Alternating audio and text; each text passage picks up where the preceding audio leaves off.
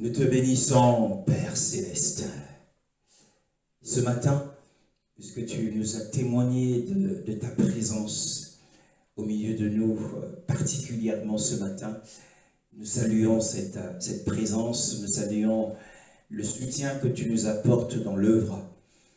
Merci de ce témoignage qui nous réconforte ce matin. Au nom de Yeshua. Amen. Loué soit le Seigneur, et ce matin nous sommes galvanisés, nous sommes électrisés, nous sommes entraînés par l'Esprit du Seigneur au sujet de sa parole merveilleuse. Dans l'évangile de Jean, rapidement, dans l'évangile de Jean au chapitre 8, c'est un chapitre que nous avons couvert lors de notre dernière session, et nous avons parlé bien évidemment du jugement qui est interdit, le jugement civil que le Seigneur interdit à ses disciples. Alors ce matin, dans Jean, toujours dans Jean, nous avons évoqué le cas de la femme adultère, mais c'est un chapitre riche, mais riche et riche en révélation. Alors nous lisons à partir du verset 51, nous lisons le verset 51 et nous lirons le verset 56 à 59. Rapidement, s'il vous plaît. En vérité, je vous le dis, si quelqu'un garde ma parole, il ne mourra jamais. Votre ancêtre Abraham a été rempli de joie à la pensée de voir mon jour. Il l'a vu et il s'est réjoui. Les Juifs lui dirent, « Tu n'as pas encore 50 ans et tu as vu Abraham ?» Jésus leur dit, en vérité, je vous le dis, avant qu'Abraham soit né, je suis. Là-dessus, ils prirent des pierres pour les jeter contre lui.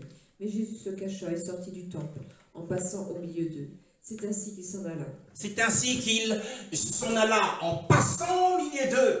C'était un acte de puissance divine.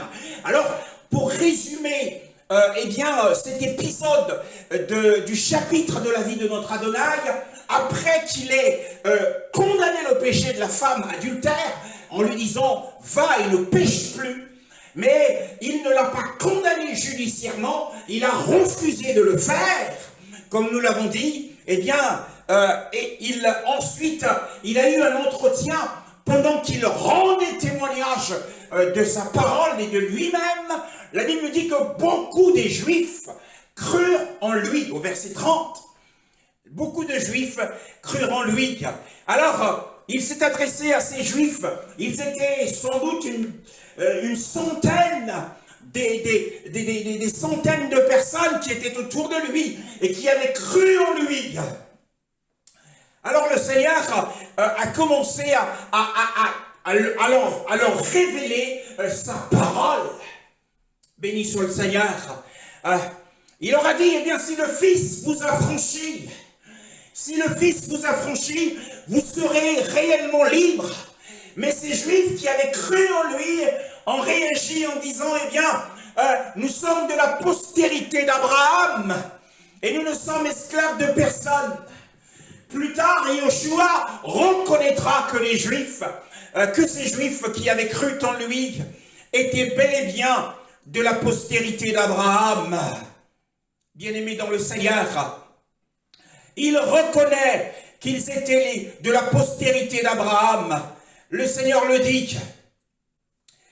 Et le verset 37, il le dit, « Je sais que vous êtes la postérité d'Abraham, mais vous cherchez à me faire mourir, parce que ma parole ne trouve pas d'espace en vous. » Ils avaient pourtant cru en lui, mais la doctrine du Seigneur ne pouvait trouver de la place dans leur cœur.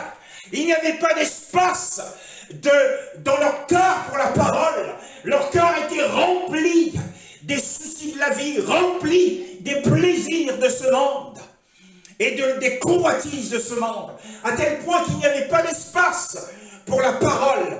Et ainsi, il en est ainsi aujourd'hui. Beaucoup croient au Seigneur, beaucoup disent qu'ils sont croyants, mais il n'y a pas de place dans leur cœur pour une catégorie de la doctrine du Seigneur. Ils rejettent la doctrine du Seigneur. Le Seigneur dit, je sais que vous êtes de la postérité d'Abraham, mais, parce qu'il y a un mais, Mais vous cherchez à me faire mourir. Moi qui vous ai dit la vérité. Mais moi, je dis ce que j'ai vu chez mon père. Et vous, par conséquent, vous faites ce que vous avez vu chez votre père. Bien qu'il soit de la postérité d'Abraham, mais Yehoshua ne leur reconnaît pas comme étant les enfants d'Abraham. Il ne suffit pas de naître des parents chrétiens pour être automatiquement enfant de Dieu. Ce n'est pas parce que ton père est un serviteur du Seigneur que finalement toi, tu es une servante du Seigneur ou un serviteur du Seigneur, toi enfant. Et c'est ce que le Seigneur veut dire ici. Vous êtes de la postérité d'Abraham, mais en revanche, votre père n'est pas Abraham. Vous avez pour père le diable. Et vous faites les œuvres de votre père.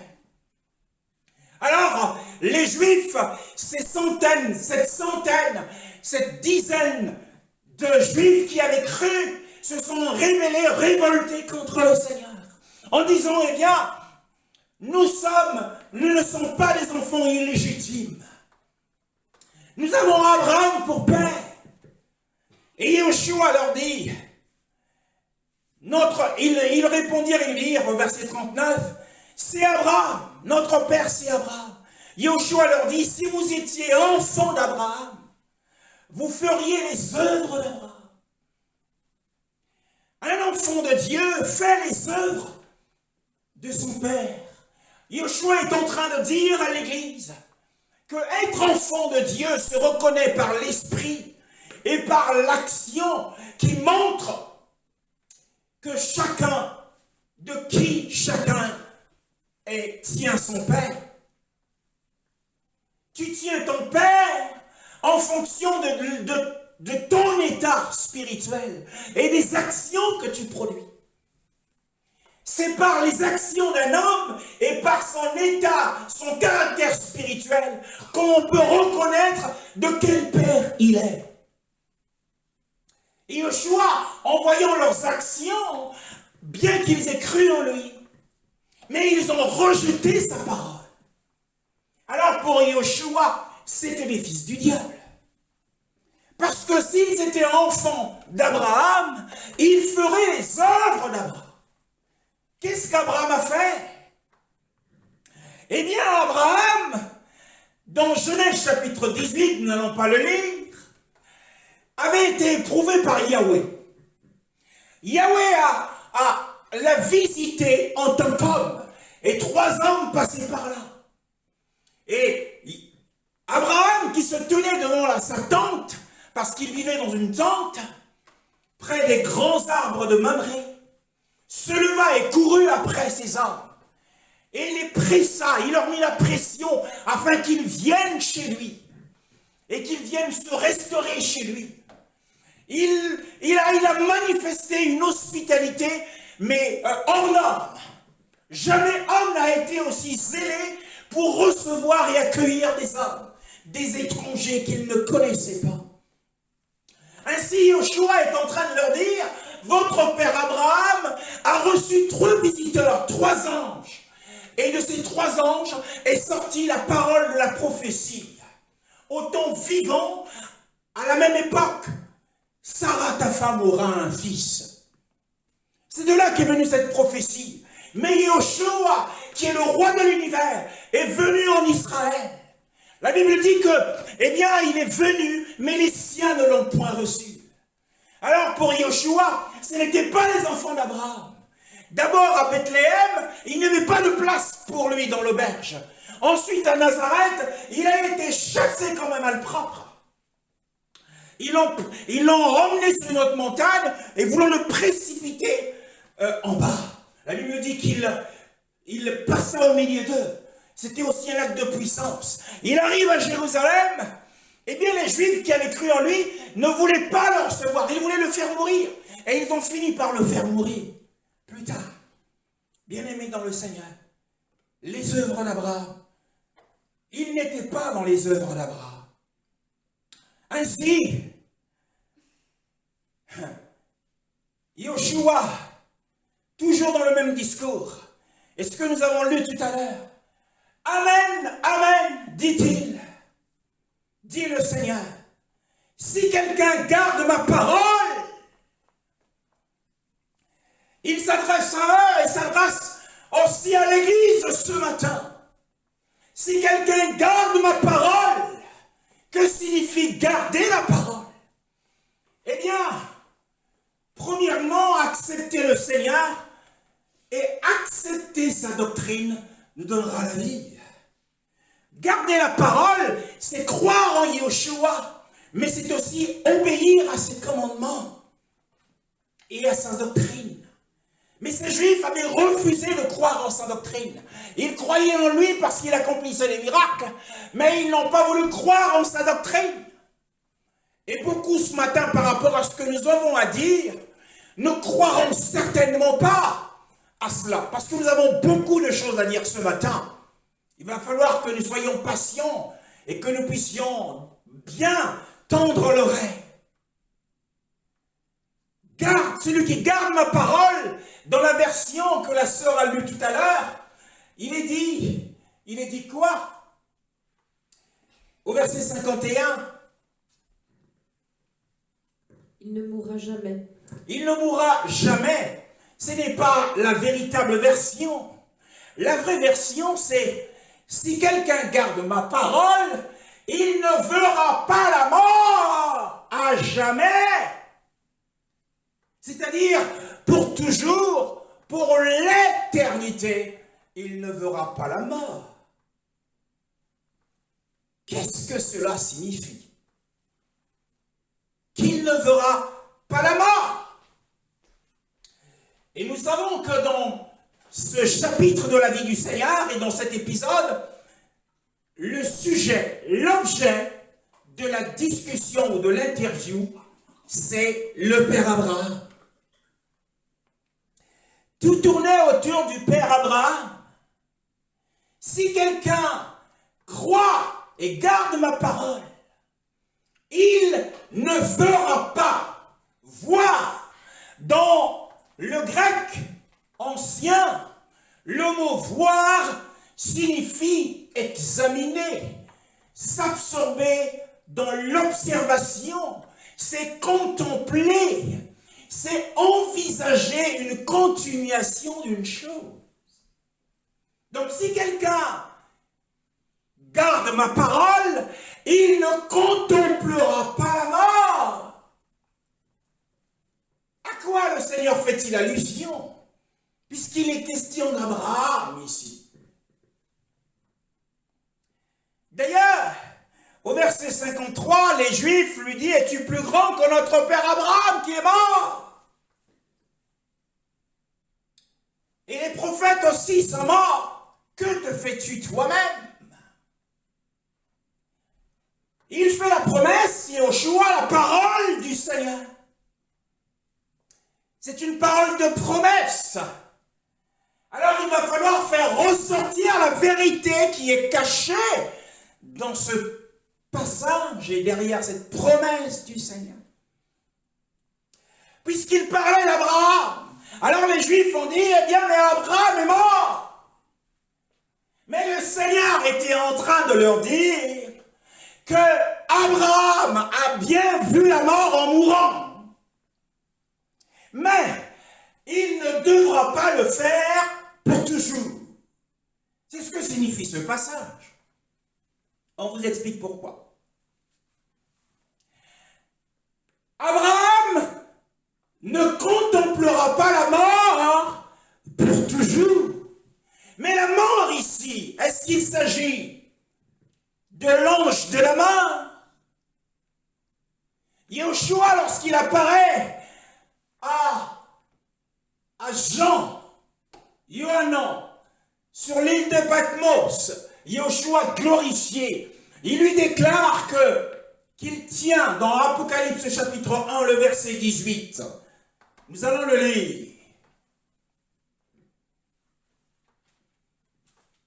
Apocalypse chapitre 1, le verset 18.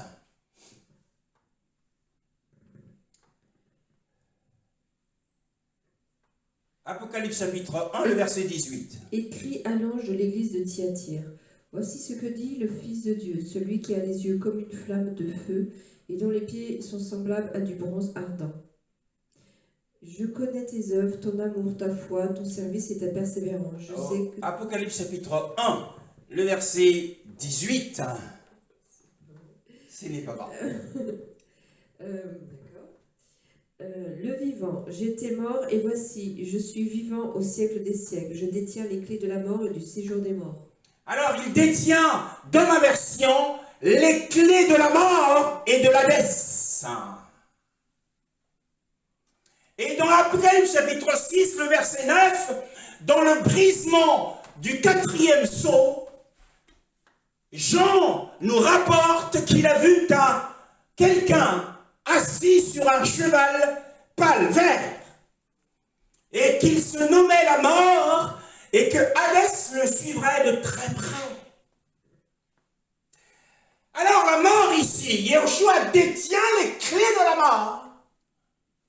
Nous comprenons que la mort est un lieu. Quand Yahushua dit, eh bien, si quelqu'un garde ma parole, il ne verra jamais la mort, à jamais la mort, cela signifie qu'il parle d'un lieu, il parle d'une place, il parle d'une région. Alors en parlant d'Abraham, il était en train de dire en réalité que Abraham ne serait pas à toujours appelé à contempler ce lieu. Ce lieu comme, eh bien, la demeure des âmes défuntes. La mort, ici, c'est la demeure des âmes défuntes. Alors qu'Abraham est lui-même bien-aimé dans le Seigneur, il est lui-même dans le paradis d'Hadès, il ne cesse jusqu'à ce jour, voilà plus de 4000 ans, qu'il ne cesse de contempler la mort. Parce que nous entendons par là qu'Abraham, étant dans son sein parmi les morts, il contemple continuellement les âmes des hommes qui entrent dans la place des morts. Luc chapitre 16.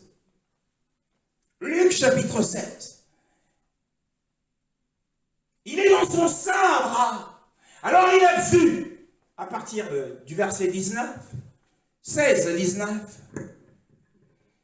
Il y avait un homme riche qui s'habillait de pourpre et de fin lin, et qui chaque jour menait joyeuse et brillante vie. Un pauvre du nom de Lazare était couché devant son portail, couvert d'ulcères. Il aurait bien voulu se rassasier des miettes qui tombaient de la table du riche. Cependant, même les chiens venaient lécher ses ulcères. Le pauvre mourut et fut porté par les anges auprès d'Abraham. Le riche mourut aussi et fut enterré. Dans le séjour des morts, en proie à une grande souffrance, il leva les yeux et vit de loin Abraham avec Lazare à ses côtés et s'écria « Père Abraham, aie pitié de moi et envoie Lazare pour qu'il trempe le bout de son doigt dans l'eau afin de me rafraîchir la langue, car je souffre cruellement dans cette flamme. » Abraham répondit « Mon enfant, souviens-toi que tu as reçu tes biens pendant ta vie et que Lazare a connu les maux pendant la sienne. Maintenant, il est consolé ici, et toi tu souffres. De plus, il y a un grand abîme entre nous et vous, afin que ceux qui voudraient passer d'ici vers vous ou de chez vous vers nous ne puissent pas le faire. » Le riche dit « Je te prie alors, Père, d'envoyer Lazare, mon père, chez mon père, car j'ai 5 frères. C'est pour qu'ils les avertissent, afin qu'ils n'abondissent pas, eux aussi, dans ce lieu de souffrance. » Abraham lui dit « Ils ont Moïse et les prophètes, qu'ils les écoutent. » Le riche dit « Non, Père Abraham, mais si... Oui,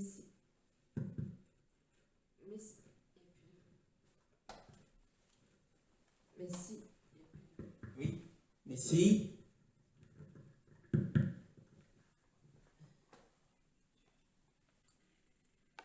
Mais si, quelqu'un vient de chez les morts vers eux, ils changeront d'attitude. Abraham leur dit alors, ils n'écouteront pas Moïse et les prophètes, ils ne se Ils ne se laisseront pas persuader, même si quelqu'un ressuscite. Oui. Alors ici, Yoshua, dans cette histoire vraie, il nous révèle qu'il y a deux régions dans Hadès.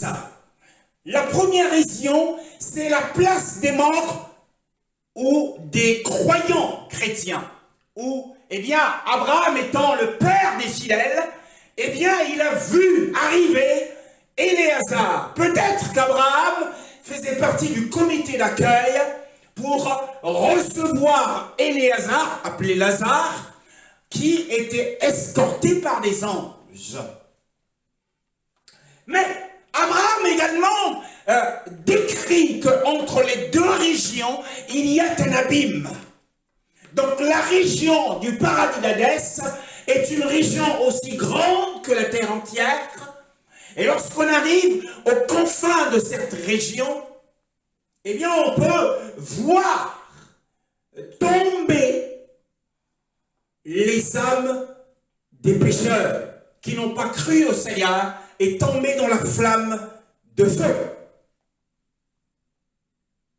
Alors, la promesse du Seigneur, c'est que Abraham ne contemplera pas à toujours ces lieux. Si nous prenons la mort comme étant le lieu de la place où sont les défunts pécheurs, ils sont dans les tourments. Il m'a été permis par la miséricorde du Seigneur. Entre 2010, 2011, le Seigneur m'a introduit dans des très grandes consécrations. Et pendant ces consécrations, eh bien, je demandais au Seigneur de visiter le ciel et l'enfer. C'était l'une de mes prières. Alors en 2014, une nuit, alors que je devais me lever pour aller prier, l'Esprit m'a dit, reste ici. Et pendant que je priais, je pensais que je subirais une attaque. J'étais en prière dans le lit. Et soudain, je ne sais pas à quel moment je m'étais assoupi ou j'étais rendu inconscient. Et je me retrouve en Pointe-Noire au Congo-Brazzaville. Et près du Creux-des-Pics. Et voici, une force m'élève vers les cieux. Et je me suis dit, ah, ça y est, ma prière est exaucée. Me voici en route pour le ciel. Mais la même force qui m'avait porté vers le haut, m'a arrêté en cours et m'a ramené vers la terre. Au point que lorsque j'arrive sur le sol, je traverse la terre. Waouh! Mais avec une vitesse vertigineuse. Et pendant que je descendais sous terre, je voyais l'écorce terrestre, mais je descendais d'une rapidité inouïe. Et j'étais un peu désemparé. Et je me disais, mais ceux qui ont témoigné des visites au ciel ou en enfer étaient souvent accompagnés d'un ange. Mais moi, je suis en train d'y aller tout seul. J'avais perdu l'assurance de mon salut. Alors, je descendais, et je me suis retrouvé au cœur de la terre. Et là-bas, bien-aimé, il y avait un grand abîme. Et dans ce grand abîme, on pouvait y voir des milliers, des centaines de milliers, des millions d'âmes, enchaînées dans le feu inextinguible de l'enfer. Ils avaient les mains vers levées, mais alors ils poussaient des cris, mais des cris stridents, des cris terribles. Et alors je survolais la vallée de la mort. Et cela a une puissance. Elle m'a comme rapproché pour que je voie de plus près la nature du feu et des damnés qui étaient dans les tourments. Puis, sans trop savoir comment, je me retrouve dans mon corps. Et je réveille mon épouse et je lui dis, l'enfer est une réalité. Et pendant une semaine durant, j'étais traumatisé. Oh, j'ai dit au Seigneur, plus jamais tu me feras faire une telle expérience. S'il te plaît, plus jamais. Alors, ici, la promesse du Seigneur est qu'il éloignera de la vue de la mort tous les rachetés qui sont actuellement dans le paradis d'Hadès et qui sont accueillis par Abraham. Ils seront peut-être accueillis par Élie ou Élisée ou Samuel. Vous verrez vos parents qui ont cru. Et vous rencontrerez aussi Adam. Et vous lui poserez des questions au sujet de la chute. C'est une région de perfection, une région de félicité, dans l'attente de la résurrection. Oui, parce que actuellement, dans la parabole donnée par le Seigneur lui-même, il dit le royaume des cieux est semblable à du levain qu'une femme a pris et l'a mis dans 3 mesures de farine. Alors la femme, qui est l'église romaine, a introduit dans le christianisme, après le temps des apôtres et de l'église primitive, la doctrine selon laquelle, lorsqu'un croyant meurt, il va au ciel. Ce qui est une hérésie, c'est une erreur doctrinale. Parce que Elohim a créé l'homme, esprit, âme et corps, complet. Mais à cause du péché d'Adam, le mort en tant qu'ange vient pour couper l'homme en deux. Et lorsque l'homme est coupé en deux, il quitte son corps, il n'est pas conforme à la volonté du Seigneur, Il n'est pas conforme à la volonté du Seigneur, parce qu'il porte sur son âme les marques de la mort. La mort étant une malédiction, l'homme, en même le plus saint des hommes sur terre, est considéré aux yeux du Seigneur comme impur. Selon la loi de Moshe, lorsqu'un homme touchait un cadavre, il était impur pendant 7 jours. L'homme doit être complet avant d'entrer dans la présence immédiate d'Élohim. Donc, ainsi, dans la sagesse d'Élohim, il a prévu un lieu. Nous aurons l'occasion d'étudier de la Genèse à l'Apocalypse la question de Hadès. Il y a un lieu de rassemblement où tous les rachetés vont, qui est appelé le paradis d'Abraham, Oui, dans l'attente de la résurrection, d'avoir un corps incorruptible afin d'entrer dans le ciel, la nouvelle Jérusalem, et d'être devant la présence du Père. Ainsi, si nous revenons à notre texte, le Seigneur promet que les croyants ne contempleront pas à toujours le lieu de la demeure des damnés. Alors que les liens de la mort ne retiendront pas toujours Abraham. Et cette promesse est parallèle à ce que Yoshua a dit à Césarée de Philippe. Il a dit à Pierre, tu es Pierre, et sur ce roc, je bâtirai mon ecclésia, et les portes de Hadès ne prévaudront point contre elle. Pourquoi? Parce qu'il détient les clés, comme nous l'avons lu.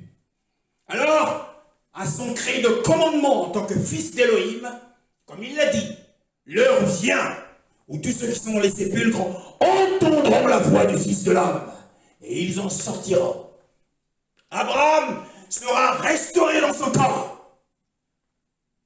Et toi, croyant, croyante, à ton décès, si tu décèdes, et que dans l'entretemps, Yoshua n'est toujours pas revenu, tu seras porté par un ange dans cette région merveilleuse. Mais attention, peut-être qu'Abraham ira te faire visiter le lieu où se trouvent les damnés. Dans l'attente d'avoir un nouveau corps pour aller à la rencontre du Seigneur pour la première fois. Dans Hadès, la Bible dit à propos de la prophétie concernant Yoshua, dans Acte 2, verset 27, « Oh, tu ne permettras pas que ton sein voie la corruption, et tu n'abandonneras pas mon âme dans Hadès. » Lorsque Yoshua, avant de mourir, a déclaré, « Père, entre tes mains, je remets mon esprit. » Mais il est allé, premièrement, dans le Tartare, dans la région ténébreuse, prêcher aux esprits qui étaient emprisonnés. Attention, quand on parle d'un homme, on parle des âmes. Quand on parle des hommes, on parle des âmes. Mais quand on parle des esprits, on parle des anges ou des esprits mauvais. Hébreux 1, le verset 14 nous dit, ne sont-ils pas les esprits envoyés par Elohim pour accomplir un ministère en faveur de ceux qui héritent du salut? Il a fait de ces anges des vents. Ce sont des esprits. Alors, les esprits auxquels Yoshua prêche, ce ne sont pas les pécheurs qui ont résisté à l'appel de Noé, à la repentance. Mais au contraire, c'est une catégorie d'anges qui n'ont pas gardé leur demeure et qui sont allés vers les filles des hommes en ayant revêtu les corps humains. Et c'est à eux que Yoshua est allé prêcher pendant un bref passage. Et ensuite, il est allé dans Hadès. Et il est allé rencontrer Abraham, Isaac et Jacob. Et il y est resté avant que les 3 jours ne soient accomplis. Et même avant que 2 ou 3 heures ne soient accomplies, il fallait qu'il accueille le brigand repentant. Car sur la croix, il lui a dit, aujourd'hui, tu seras avec moi au paradis. Aux Juifs, il leur a dit pendant sa marche, il leur a dit, de même que Jonas a passé 3 jours et 3 nuits dans le ventre du poisson, de la même manière, le Fils de l'homme passera 3 jours et 3 nuits au cœur de la terre. Ainsi, par recoupage, le témoignage que Yoshua rend, la promesse qu'il fait aux brigands, et la prophétie de la Bible, et ce qu'il dit, la prophétie des psaumes, et ce qu'il dit aux Juifs, nous emmène à conclure que le paradis d'Hadès se trouve au cœur de la terre. À sa résurrection, Myriam voulait se précipiter pour le toucher. Il dit, ne me touche pas, parce que je ne suis pas encore monté vers mon Père. Donc, Yeshua attendait d'avoir un corps de résurrection avant de monter vers son Père. Il va dire à mes frères, je monte vers mon Père, vers mon Dieu, qui est votre Dieu, et vers mon Père, qui est votre Père. Ainsi, lorsqu'un croyant meurt, débarrassez-vous de cette doctrine erronée. Il ne va pas au ciel directement. Il n'y a pas d'esprit glorifié au ciel. Qui peut être glorifié avant que Yoshua ne le soit? Il doit aller dans le paradis d'Hadès avec Abraham, attendant la promesse de la résurrection. Car le disciple n'est pas plus grand que son maître. Yoshua est le chemin. S'il a pris ce chemin, nous aussi nous prendrons ce chemin. N'a-t-il pas dit, eh bien, il y a plusieurs demeures dans la maison de mon Père. S'il n'en était pas ainsi, je vous l'aurais dit. Mais je m'en vais pour vous préparer une place. Afin qu'après vous avoir préparé une place, je reviendrai. Alors là, je vous prendrai avec moi. Afin que là où je suis, vous y soyez aussi. Il s'adressait à Pierre.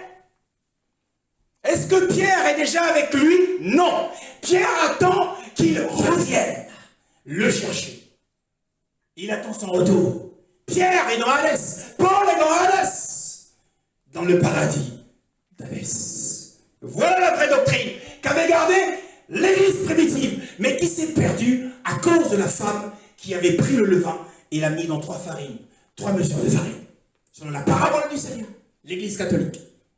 Ainsi, tous les païens savent que lorsqu'un enfant meurt, il va au ciel. C'est une doctrine de Rome. Revenons à notre texte. Alors, Yeshua, par ce passage, il ne verra jamais la mort, affirme seulement qu'Abraham ne sera pas retenu pour toujours dans ses liens. Et cette promesse respecte le moment où, magnifique est le Seigneur, à son retour, 1 Corinthiens chapitre 15, verset 55. Oh, nous sommes électrisés par le Saint-Esprit ce matin. 1 Corinthiens 15, verset 55. 1 Corinthiens chapitre 15, verset 55. Mort, où est ton aiguillon? Enfer, où est ta victoire? Non, ce n'est pas ça la vraie version. 1 Corinthiens 15, verset 55. La Bible de Yoshua. Mort, où est ton aiguillon? Hadès, où est ta victoire? Pourquoi l'enfer serait-il une victoire ici? Selon ce texte, si le verset 54 nous dit « Lorsque le corruptible aura revêtu l'incorruptibilité », c'est-à-dire que les saints qui sont dans la place des morts vont revêtir des corps incorruptibles, et que le mortel, c'est-à-dire le vivant, quand on parle du mortel, on parle de celui qui est vivant, le saint vivant aura revêtu l'immortalité. Alors, ici c'est un cri, c'est le cri des rachetés. Et donc l'enfer n'a rien à faire ici. C'est une mauvaise version. Puisque la mort, la promesse qu'il ne fera jamais la mort, eh bien, respecte cette parole. Parce qu'au retour du Seigneur, la mort en tant que lieu sera engloutie. La mort en tant qu'ange sera engloutie. Le corruptible, c'est-à-dire que les corps des saints. Aujourd'hui, lorsqu'un saint meurt, eh bien, son âme et son esprit vont dans Hadès, mais son corps commence à pourrir, jusqu'à devenir des particules de poussière. Donc, le corruptible, qui est aujourd'hui retenu par la servitude, parce que l'expression la servitude, la corruption, signifie qu'un corps est sous le pouvoir de la mort. Donc, le corps des saints les particules seront rassemblées et le corps sera restauré, mais en mieux. Et le mortel, donc c'est le vivant, nous sommes tous des mortels, donc les vivants croyants, nous serons changés en un instant. C'est l'enlèvement de l'Église. Donc le cri ici, dans le verset 55, « Mort, où est ton aiguillon? Hadès, où est ta victoire ?» C'est le cri des rachetés. Parce que le Seigneur a promis que les portes de Hadès ne prévaudront point contre son Église. Le saint qui va dans le paradis d'Hadès ne remonte pas sur la terre. Impossible. Tu restes là-bas. C'est une forme de prison aussi. Hadès, c'est une forme de prison, mais une prison dorée. Pour les saints, bien sûr. Dans cette région. Donc, la promesse que le Seigneur nous fait dans Jean, chapitre 8, le verset 51, est une promesse qui respecte le moment de son retour. Retournons à notre texte. Magnifique est le Seigneur. Jean, chapitre 8, cette fois-ci le verset 56. Waouh! 56.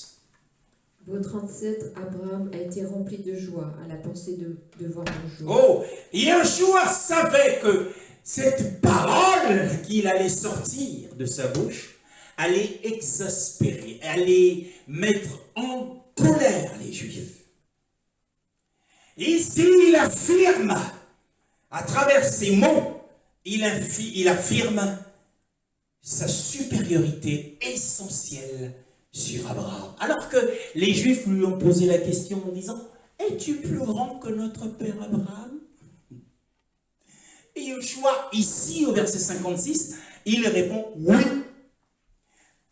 Votre père Abraham », ici le père génétique en tant que géniteur, pas en tant qu'enfant, ce n'étaient pas les enfants de la foi, parce qu'ils ont manqué la foi dans cette doctrine.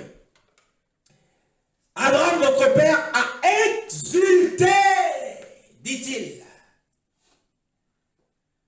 Alors Abraham, nous l'avons dit, a bel et bien vu la mort, et il continue à voir ce lieu de la mort. Mais ça ne sera pas pour toujours. Yahweh avait fait des promesses, ça. Dans Genèse chapitre 12, le verset 1 à 3. 1 à 3, le verset 7.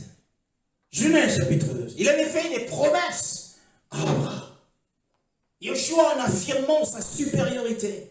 Oui, je suis plus grand qu'Abraham. Votre père, Abraham. Exode chapitre 12, le verset 1 à 3. Genèse, pardon.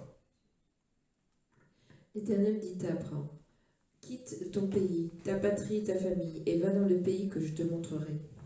Je ferai de toi une grande nation, je te bénirai, je rendrai ton nom grand, et tu seras une source de bénédiction. Je bénirai ceux qui te béniront, et je maudirai ceux qui te maudiront.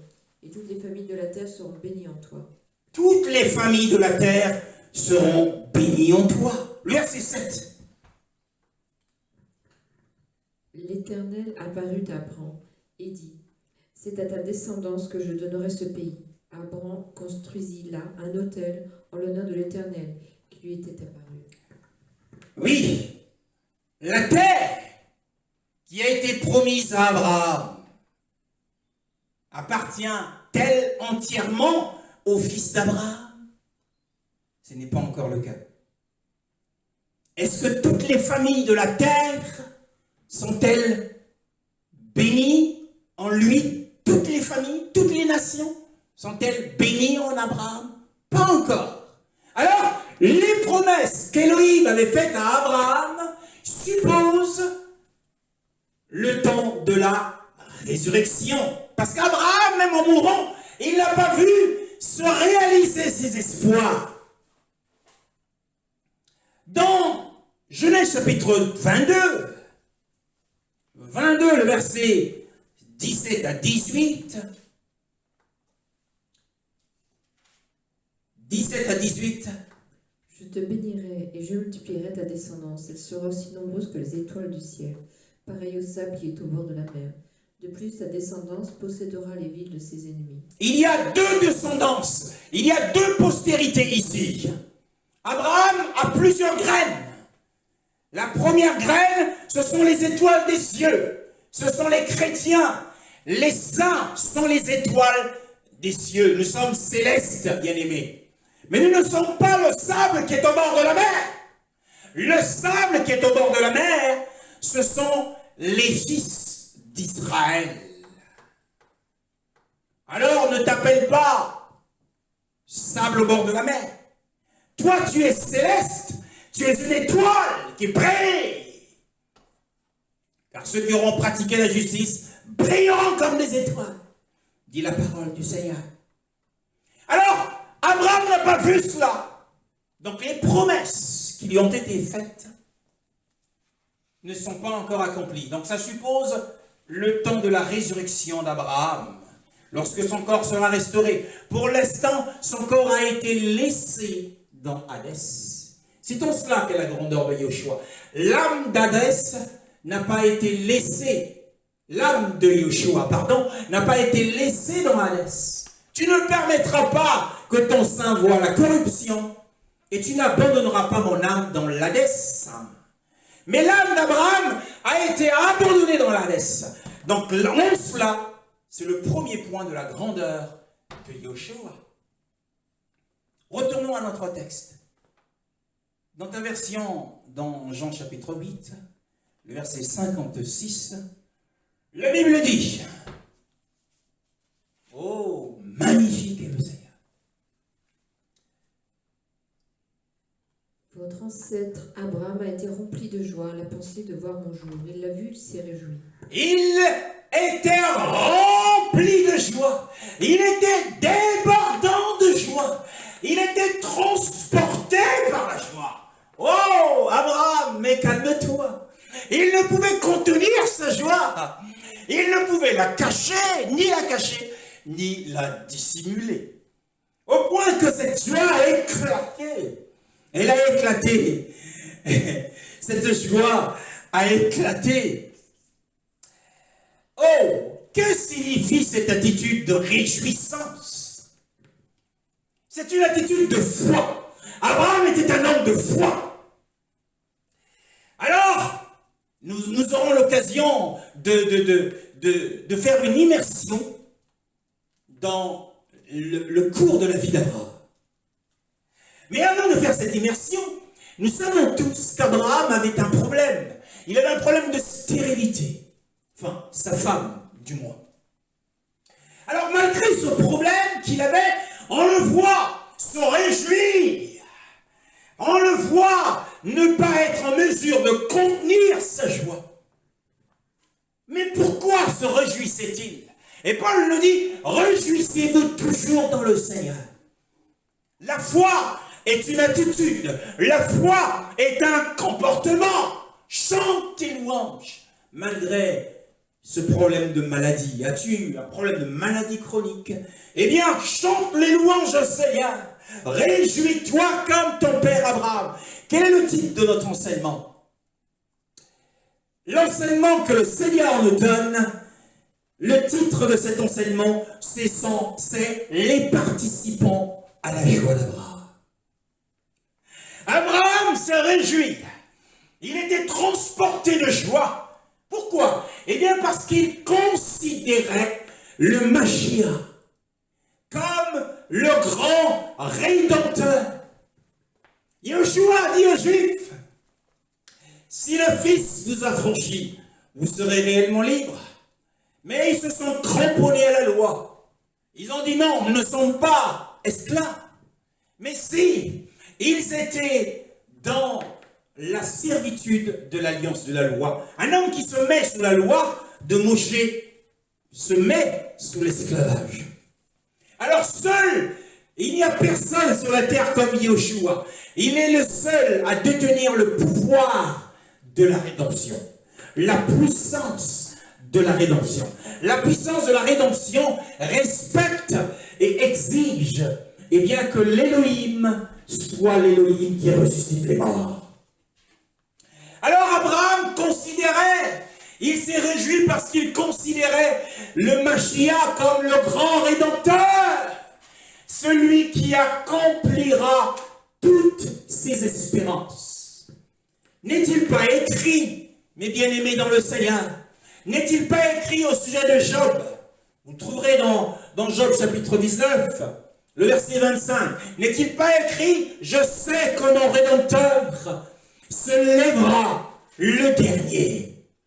Oh, bien-aimé, quel que soit ton problème de maladie, quel que soit ton problème de précarité, de stérilité, réjouis-toi, parce qu'il est un grand Rédempteur.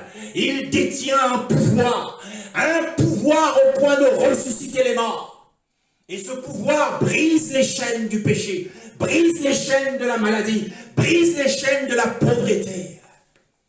Yeshua voulait sortir les Juifs de la pauvreté spirituelle venant de la loi. Ils étaient riches, physiquement, charnellement, matériellement, mais ils étaient pauvres spirituellement. Alors le grand Rédempteur, Abraham s'est réjoui de cela. Et ce matin, nous nous réjouissons, malgré ce qui nous accable, malgré ce qui peut nous désemparer dans la semaine. La maladie n'est rien, puisque celui qui détient la puissance de la guérison, c'est mon grand Rédempteur. Abraham croyait que le Mashiach, nous allons le démontrer, qu'il était l'accomplissement de toutes ses espérances. Genèse chapitre 15, le verset 15. Genèse chapitre 15, le verset 15. C'est pour cela qu'il s'est réjoui. 15, le verset 15. Quant à toi, tu iras dans la paix rejoindre tes ancêtres. Tu seras enterré après une heureuse vieillesse. Oh. Alors qu'il lui avait été faites des promesses, eh bien que toutes les nations de la terre seront bénies en lui, que je donnerai cette terre à ta postérité, que tu seras une grande nation. Mais tout cela, comment cela pourra-t-il s'accomplir? Eh bien, il se réjouit quand même. Oh, quel homme de foi! Ici, Yahweh lui dit qu'il l'enverra rejoindre ses pères dans Hadès. Il ira rejoindre Adam, il ira rejoindre Noé, il ira rejoindre Mathushéla, et bien d'autres. Il ira rejoindre Sem et bien d'autres saints, d'autres patriarches qui sont apparus avant lui. Enoch, qui fut le premier à invoquer le nom de Yahweh. Alors, Abraham savait qu'il devait mourir et qu'il serait enterré. Mais il savait également qu'il se passerait des centaines et des centaines d'années avant que ses espoirs ne soient réalisés. Et malgré la longueur du temps et de l'attente, il s'est réjoui, il a dansé, il a sauté, et il a chanté en se réjouissant. Voilà la foi, homme de foi. Oh, il lui dit, tu iras dans une heureuse vieillesse rejoindre tes pères en paix. La paix, qu'est-ce que c'est? C'est la perfection en hébreu. C'est le lieu de la perfection. Il ira dans le lieu de la perfection rejoindre les autres croyants. Et dans lui, il deviendra le Père. Parce que ses œuvres ont surpassé toutes les œuvres des autres patriarches. Alors des années s'écouleraient avant que les promesses lui soient accordées. Et il s'est réjoui. Abraham s'est réjoui parce qu'il a salué de loin, comme nous dit Hébreu chapitre 11. Hébreu chapitre 11, le verset 13. Que dit la parole là-dessus? Hébreu chapitre 11, le verset 13. Abraham, la joie d'Abraham. Le Seigneur nous appelle à participer à la joie d'Abraham, à avoir la même foi qu'Abraham, et à l'exprimer ainsi dans ce comportement. C'est dans la foi qu'ils sont tous morts, sans avoir reçu les biens promis, mais ils les ont vus et salués de loin. Ils ont reconnu qu'ils étaient étrangers voyageurs sur la terre. Du nombre de ceux-là, il y a le Père Abraham.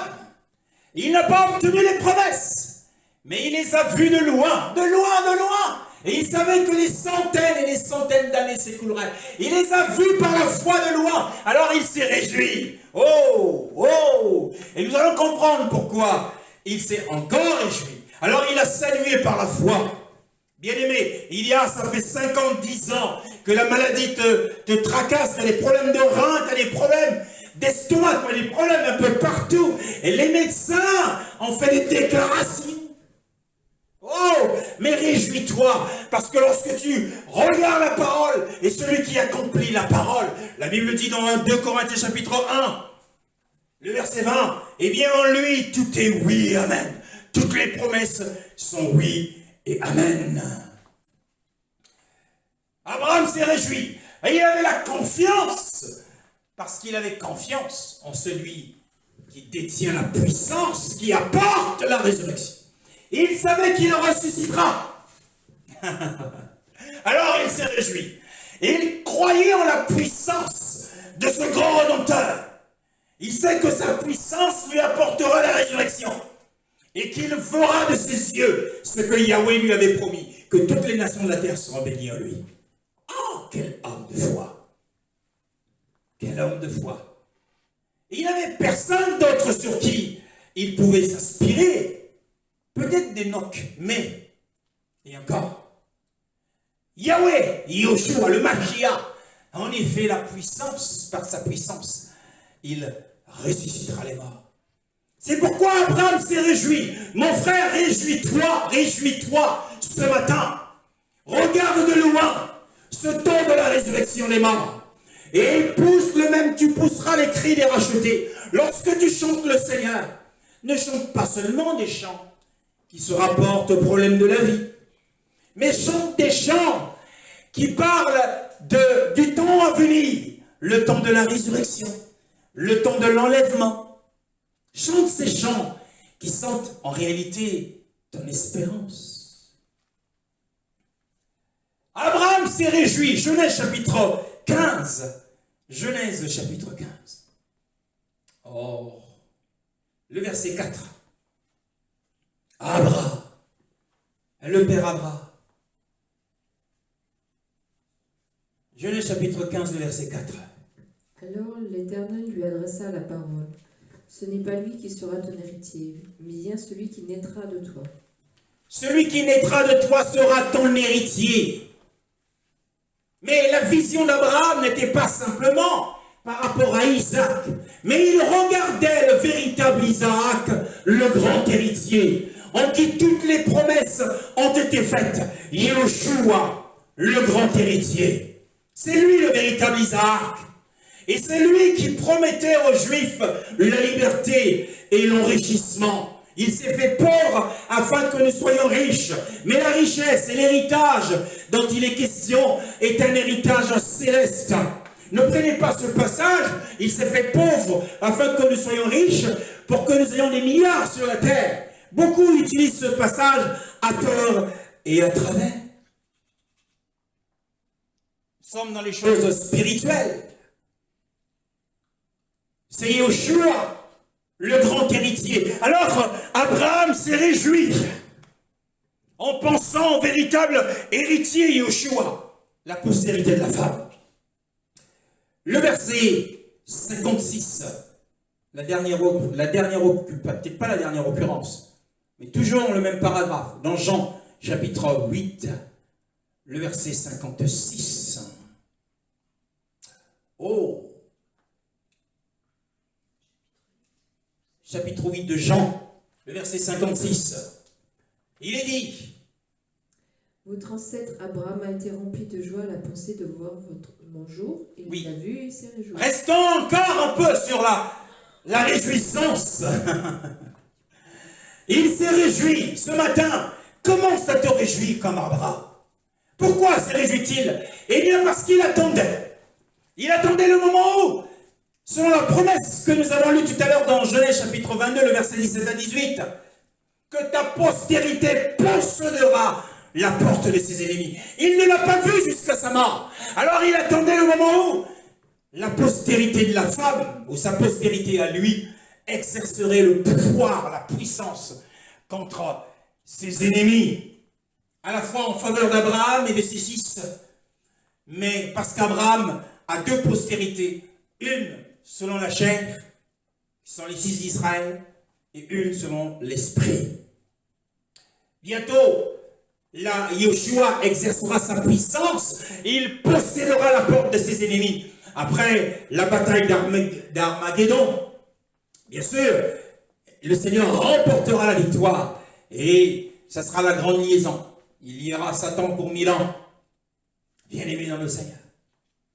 Et le verset continue en disant: il a exulté de ce qu'il verrait au futur. Il verrait mon jour, mon jour. Le jour actuel. Nous avons fini avec la réjouissance. Le jour actuel, mon jour. Le jour actuel, c'est le jour de l'homme. Elohim n'est plus appelé le Seigneur du ciel et de la terre. Il est appelé le Seigneur des cieux. Notre Père qui est dans les cieux. Depuis le temps de Néhémie. Et dans le livre d'Ézéchiel, la gloire ayant quitté Jérusalem. C'est le temps des nations. Jusqu'à ce que le temps des nations soit accompli. Mais le jour, le mon jour, l'expression mon jour, ça se rapporte au jour à venir. Et le jour à venir est caractérisé par son appartenance à Yeshua, au Mashiach. C'est le jour du Seigneur dans lequel toutes les promesses faites à Abraham seront accomplies. Alors Abraham s'est réjoui à cause de ce jour qui vient. Il s'est réjoui pour beaucoup de choses, nous l'avons vu. Mais il se réjouit à cause de ce jour qui vient, le mon jour. Eh bien, nous comprenons que mon jour signifie principalement le jour de gloire et du royaume millénaire.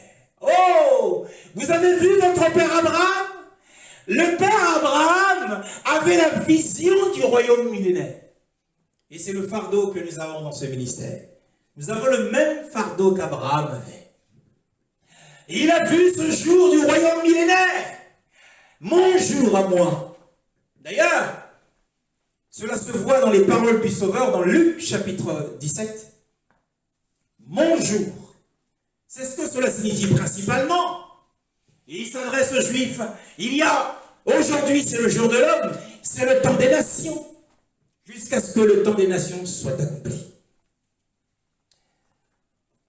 Luc chapitre 17, le verset 22, le verset 24 et le verset 30. 3 versets. Puis il dit, oui. Puis il dit aux disciples, un temps viendra où vous désirerez voir même un seul des jours du Fils de l'homme, et vous le verrez pas, vous ne le verrez pas. Verset 24. En effet, tout comme l'éclair resplendit et brille dans une extrémité du ciel à l'autre, ainsi sera le Fils de l'homme dans son jour. Verset 30. Il en ira de même le jour où le Fils de l'homme apparaîtra. Voilà.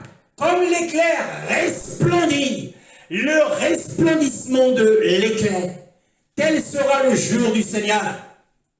Le ciel sera rempli de la gloire en un instant, puisqu'un éclair ne dure qu'un instant. Ça sera rempli de la gloire. Et il y aura une croix lumineuse qui apparaîtra. C'est le signe qu'avaient demandé les Juifs. Maître, montre-nous un signe venant du ciel. Et il leur a répondu en disant, eh bien, de la même manière que Jonas a passé 3 jours et 3 nuits dans le ventre du poisson, le Fils de l'homme passera 3 jours et 3 nuits. Mais avant le passage de 3 jours et 3 nuits, il y a le passage de la croix. Donc le signe demandé par les Juifs, ce sera une croix lumineuse au milieu d'une gloire qui remplira le ciel. C'est le retour visible du Seigneur. Mon jour, c'est le jour du royaume de 1000 ans. Ce sera un été qui durera 1000 ans. Mon jour, parce qu'il est la lumière du monde. Et maintenant, le monde est dans les ténèbres, puisque la lumière est aujourd'hui dans le ciel. Et que nous sommes les rayons de cette lumière, et nous brillons sur la terre en tant que rayons de la lumière qui est Yoshua. Mon jour.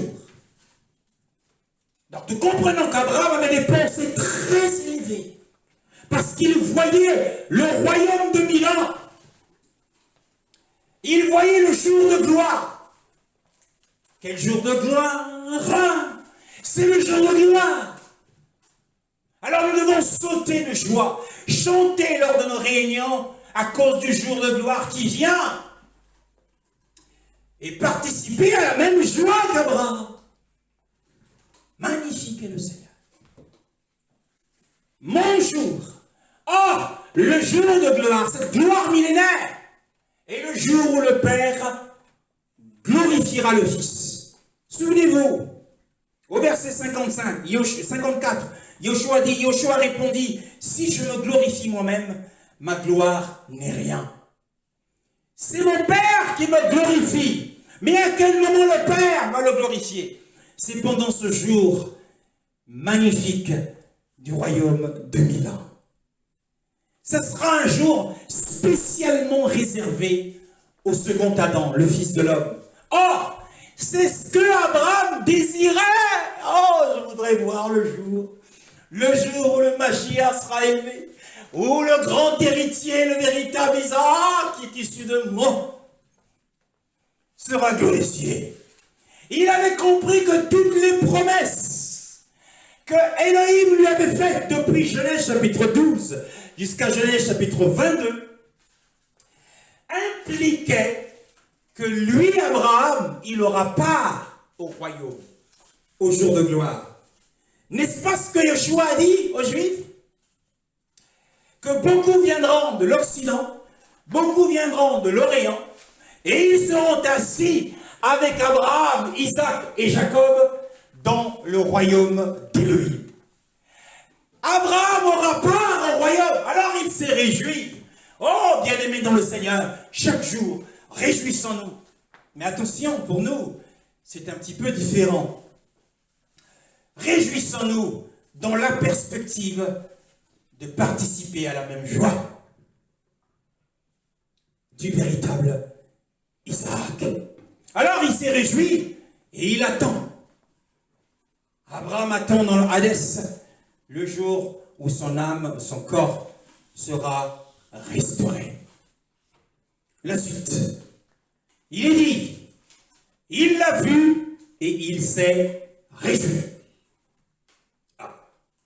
sais pas si vous l'avez vu comme moi. Au départ, Yoshua dit, Abraham, votre père, a exulté. Donc au passé, il s'est réjoui. Il était transporté de joie de ce qu'il verrait un jour au futur. Donc, les mots précédents font référence à quelque chose qui reste à venir, le jour. Mais la dernière occurrence, il l'a vu et il s'est réjoui. Et la dernière occurrence fait référence à quelque chose du passé. Comment les comprendre? Comment comprendre cette apparente contradiction? Comment comprendre cela? Alors, nous pouvons dire qu'Abraham a vu le Mashiach à la fois dans les promesses qui lui ont été faites. Dans Genèse chapitre 15, dans Genèse chapitre 22, il a vu le Mashiach. Il a vu ce jour de gloire. Mais il y a autre chose. Également dans les événements typiques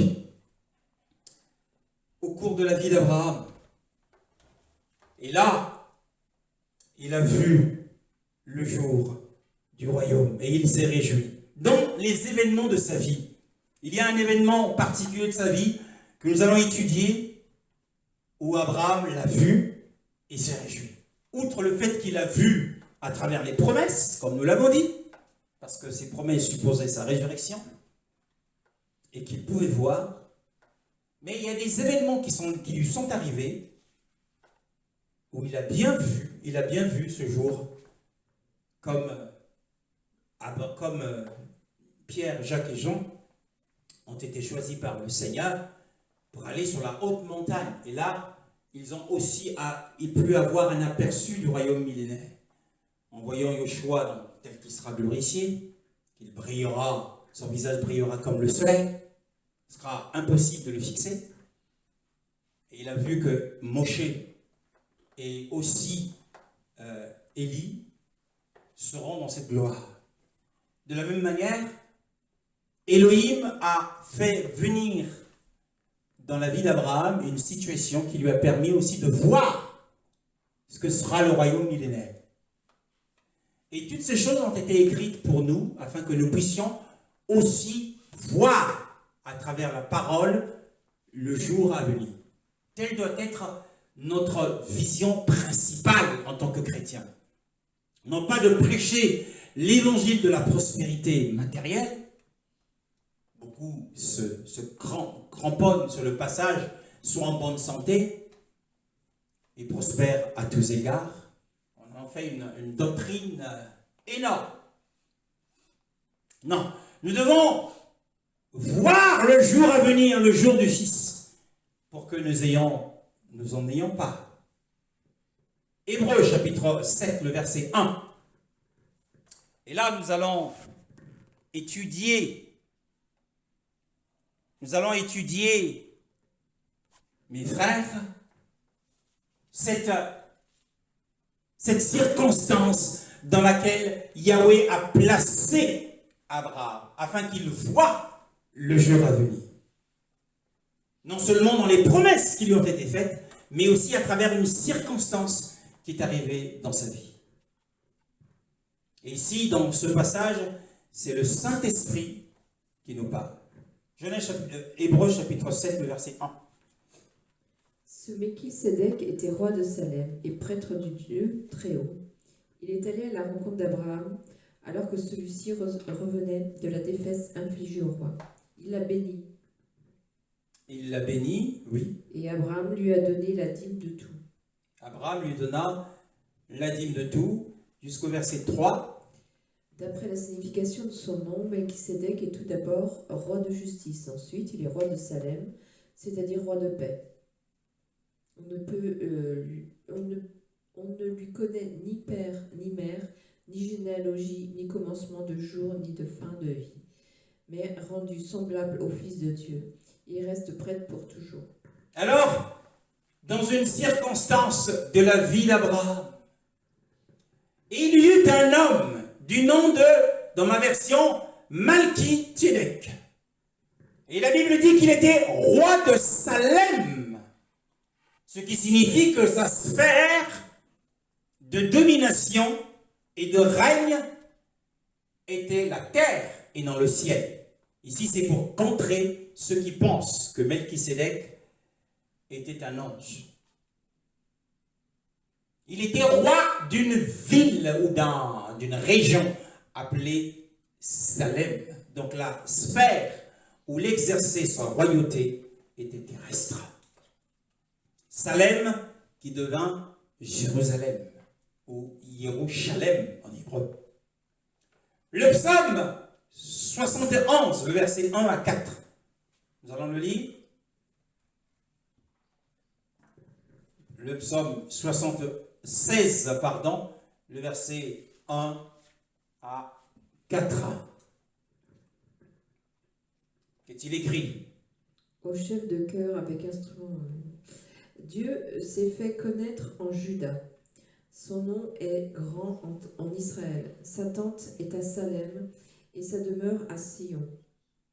C'est là qu'il a brisé les flèches, le bouclier, l'épée et les armes de guerre. Alors, c'est là qu'il brisera, parce que verset 4, hein, c'est ça? Verset 4. Il a brisé la lance, la flèche et le bouclier.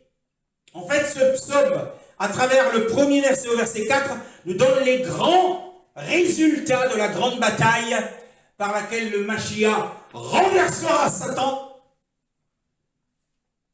et obtiendra maintenant cette terre qui est l'objet d'une dispute entre deux frères, Ismaël et Isaac, la terre d'Israël et toute la Palestine. Elle est à l'issue de cette guerre, la grande bataille d'Armageddon, puisque l'heure viendra où tes ennemis te serreront de près, avait prophétisé le Sauveur. Ils le serreront de près. Eh bien, tout Israël sera environné par des armées ennemies. Alors le roi remportera, il renversera les œuvres de l'Antéchrist. Alors il tablera son règne en tant que roi de Jérusalem. Melchisédek était également le prêtre. La Bible dit, car c'est Melchisédek, roi de Salem, mais prêtre de l'Élohim très haut. Alors, ce titre, bien aimé, Melchisédek était également à la fois roi et il était prêtre. Selon la loi de Moshe, l'union du pouvoir royal et du pouvoir sacerdotal était interdite. Mais ici, dans cette circonstance, Melchisédek, qui nous est présenté par l'apôtre Paul, Melchisédek était à la fois roi et prêtre. Alors c'est un titre, eh bien, qui nous indique que l'époque d'Abraham était une époque typique, avant le temps de la loi, devant la loi. C'était une époque particulière. Mais il est aussi l'Élohim, le prêtre de l'Élohim très haut. Alors ce thème ou ce titre de l'Élohim, si vous appelez votre Père Céleste l'Élohim très haut, souvenez-vous que c'est un titre particulièrement lié au temps millénaire. Car dans Daniel, on va le lire dans Daniel chapitre 4, les versets 21, 22 à 23, ce titre est lié au règne millénaire. Le règne d'Élohim sur la terre, après qu'il ait retiré le pouvoir au roi d'Israël. Souvenez-vous que Daniel et ses compagnons faisaient partie de la royauté en Israël, en Juda. Et donc Israël avait été renversé dans ses pouvoirs royaux. Et ici, dans Daniel chapitre 4, le verset 21, le verset 22 et le verset 23, nous avons, eh bien, l'appellation du titre très haut. Voici l'explication, roi, voici le décret du Très-Haut, qui s'accomplira pour mon Seigneur, le roi. On te chassera du milieu des hommes, tu habiteras avec les bêtes sauvages, et l'on te donnera comme au bœuf de l'herbe à manger. Tu seras trempé par la rosée du ciel, et 7 ans passeront sur toi, jusqu'à ce que tu reconnaisses que le Très-Haut domine sur toute royauté humaine, et qu'il la donne à qui il le désire. Il domine sur toute royauté humaine, et il la donne à qui il désire. Il le désire. Donc c'est lié au temps millénaire. Nous ne voyons pas qu'aujourd'hui, que Yahweh domine sur toute royauté humaine. Pour l'instant, non. Les nations ont leur système d'élection, de gouvernance, la démocratie, d'autres, c'est une forme de dictature, de royauté. Et Elohim n'a rien à voir là-dedans. Aujourd'hui, Elohim n'a rien à voir avec l'élection de Macron. Il n'a rien à voir avec les putschs qui ont lieu en Afrique. Donc le titre de Très-Haut qui domine et il donne le pouvoir à qui il lui plaît concerne les temps millénaires. C'est un titre dont il se revêtira et il donnera à ses saints le gouvernement. Une nation deviendra une ville. Il donnera à ses saints fidèles le gouvernement de 10 villes ou de 5 villes. Dans Daniel chapitre 7, le verset 13 à 14, nous avons également un aperçu du royaume millénaire et du titre du Très-Haut. Daniel chapitre 7, le verset 13 à 14. Pendant que je regardais dans mes visions nocturnes, quelqu'un qui ressemblait à un fils de l'homme est venu avec les nuées du ciel. Il s'est avancé vers l'ancien des jours et on l'a fait approcher de lui. On lui a donné la domination, la gloire et le règne, et tous les peuples, les nations et les hommes de toute langue l'ont servi. Sa domination est une domination éternelle qui ne cessera pas, et son royaume ne sera jamais détruit. Son royaume ne sera jamais détruit. L'ancien des jours, que Daniel a appelé le Très-Haut, en face de Nebuchadnezzar, a confié le pouvoir millénaire à son fils, le fils de l'homme. Il régnera, nous l'avons dit, il faut qu'il glorifie le fils de l'homme, le second Adam. Et les psaumes également ne sont pas en reste, ils ajoutent leur attestation. Le psaume, le célèbre psaume 45 que nous connaissons, concerne le royaume millénaire du Sauveur. Si vous lisez ce psaume dans son intégralité, vous verrez que ce psaume parle du royaume, du roi, dans sa beauté, le royaume millénaire. Le psaume 46 nous donne également une idée du royaume du Sauveur sur la terre, après que les terreurs aient été perpétrées, parce que ce règne de 1000 ans sera inauguré par des terreurs et que nous aurons l'occasion de voir. Grande sera la bataille et grande sera également la paix qui s'en suivra. La Bible parle au psaume 46 d'un fleuve qui jaillira de Jérusalem, la ville ou la cité d'Élohim. Si vous lisez le psaume 46, c'est intéressant. On parle de la cité d'Élohim, le lieu saint du tabernacle du Très-Haut. Voyez-vous, le psaume 46 parle du tabernacle du Très-Haut. Et cette ville sera la ville du grand roi. Le psaume 47, quand vous lisez les psaumes, faites attention, c'est prophétique. Le psaume 47 poursuit le même témoignage. Elohim est le roi de la terre. Le Seigneur Très-Haut est terrible. Mais nous savons qu'il n'est pas encore le roi de la terre. Mais c'est dans le jour à venir. Il soumettra les nations devant Israël. Israël qui a été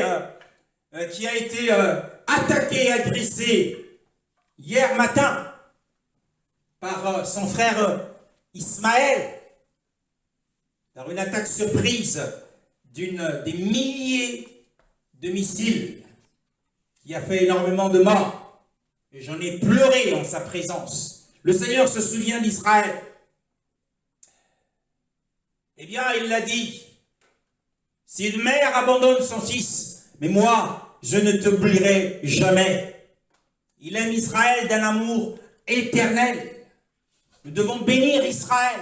Et comme nous avons chanté ce matin, nous voulons la paix de Jérusalem. Mon épouse était pleinement inspirée du Seigneur.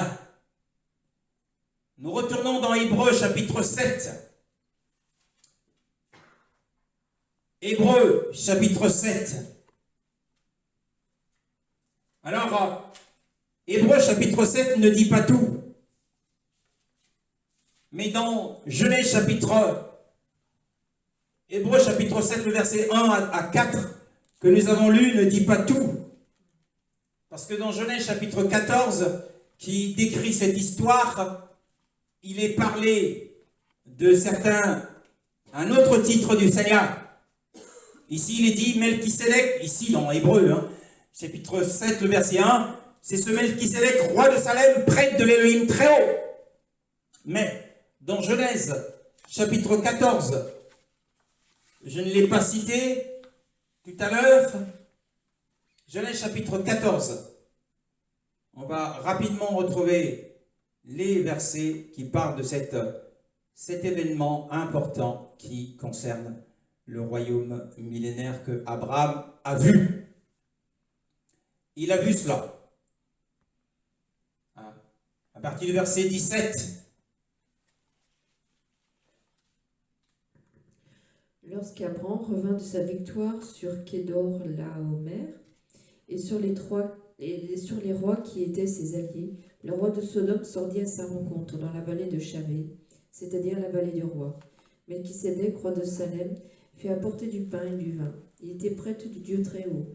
Il bénit Abraham en disant qu'Abraham soit béni par le Dieu du très haut, le maître du ciel et de la terre. Voilà le titre, possesseur ou maître des cieux et de la terre. Vous avez compris que ce titre est un nouveau titre dans le livre de la Genèse et désigne le règne du Seigneur sur la terre et dans le ciel. Le Yoshua nous a donné une prière modèle que nous allons décortiquer un de ces jours. Et il dit, lorsque vous priez, dites que ta volonté soit faite sur la terre comme elle est faite au ciel. Donc le règne du Seigneur sera fait sur la terre. Il est possesseur des cieux de la terre, ce que l'apôtre Paul a omis. Il a omis de citer ce titre du Seigneur, mais il a aussi omis de citer que Melchisédek, roi de Salem, fit sortir le pain et le vin. Mais nous allons en parler du pain et du vin à un autre moment, tout à l'heure. Mais retournons dans Hébreux chapitre 7, le verset 1 à 4. Donc Abraham était en présence d'une situation concernant le royaume de Milan. Il était en présence d'un homme qui est déclaré semblable au Fils de l'homme, semblable au Fils d'Élohim, à Yoshua. Hébreux, chapitre 7, le verset 1 nous dit, qu'il alla à la rencontre d'Abraham lorsqu'il revenait de la défaite des rois et qu'il le bénit. Donc nous avons ici la preuve de l'avènement. C'est lui qui alla à la rencontre. Il alla à la rencontre. Et Yoshua viendra à la rencontre des saints. Donc ici, nous avons la preuve de l'avènement d'une autre dispensation, du retour du Seigneur, qui est différente en principe de la dispensation de l'Évangile. Je sais que beaucoup se sont reposés sur ce texte pour parler de la dîme. Beaucoup des croyants et d'anciens, de pasteurs, d'apôtres, s'appuient sur ce passage pour développer la doctrine sur la dîme. Nous allons en parler.